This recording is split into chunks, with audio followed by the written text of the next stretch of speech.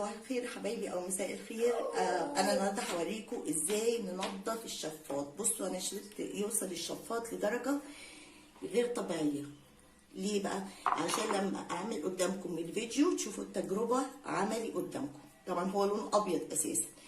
هنعملوه بمكون مش هيخطر في بالكم ان المكون ده هو اللي هننضف بيه، مش هتصدقوا. الزيت، سواء الزيت انتم مستعملينه اصلا او زيت جديد، تمام، وحته سلكه بس كده.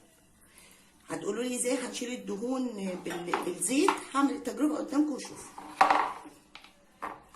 مثلا اهو حبه زيت كده، تمام، واجي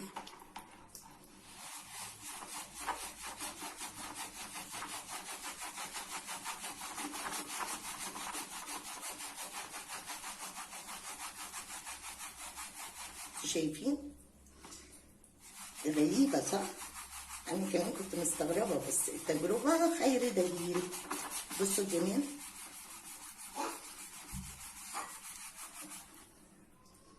شايفين شمع، تمام. بصوا هوريكم برضو حتة في المروحة. بصوا المروحة ظهرها عامل ازاي. هعمل لكم حتة برضو، باخد شوية زيت. يعني الزيت المستعمل ما يترميش، يتعمل بيه حاجات كتير. يلا بينا. بصوا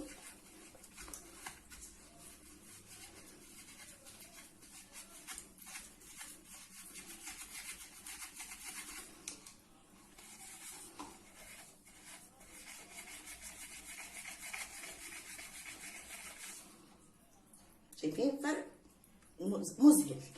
شوفوا بقى، دي الشبكة اللي بتتحط على الشفاط. انا هعمل جزء قدامكم واكمل، وبعدين اقول لكم هنعمل ايه. بصوا كمية الدهون غير طبيعية. بصوا الحرف اهو،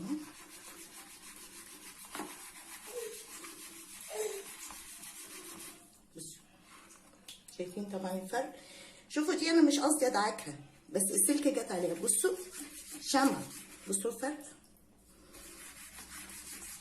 هكمل بقى انا ال3 قطع عشان ما اطولش عليكم الفيديو، ماشي، واقول لكم. بصوا حبايبي، انا كده شلت كله بالزيت والسلكه. بصوا الفرق، تمام. بصوا دلوقتي انا هعمل ايه بقى.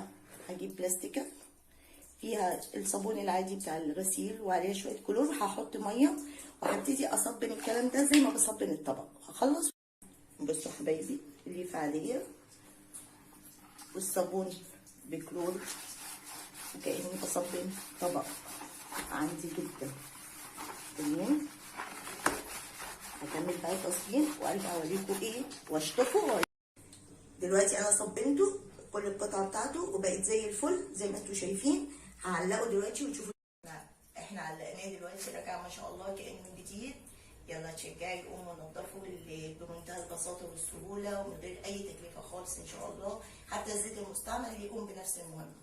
واتمنى لو عجبكم الفيديو تعملوا لايك وتشاركوه مع اصدقائكم عشان تعملوا الفايده. وميرسي جدا لمتابعتكم.